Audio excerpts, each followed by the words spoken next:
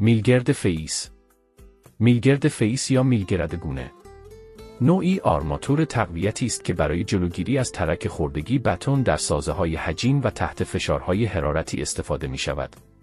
میلگرد فیس که با نام‌های میلگرد جلدی یا میلگرد گونه هم شناخته میشه، در فونداسیون‌ها، دیوارهای برشی، تیرهای عمیق و سازه‌های بتنی حجیم استفاده میشه.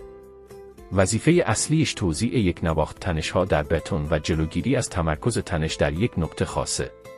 این نوع میلگرد معمولاً در سازه‌هایی به کار میره که در معرض تغییرات دمایی شدید یا بارهای سنگین هستند.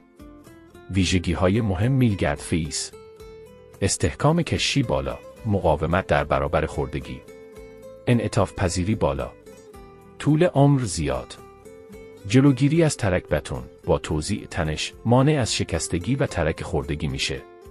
کاربردها در سازه: در فونداسیون‌های هجین که ضخامت بتون بالای 90 سانتی متر و سیمان زیادی استفاده شده. در تیرهای عمیق که ارتفاع زیاد دارند و تحت نیروی خمشی هستند. در دیوارهای برشی برای مقابله با نیروهای جانبی و پیچشی. اگه دنبال یادگیری هستی پیجو فالو کن و این پست رو هم ذخیره کن و به دوستات بفرست.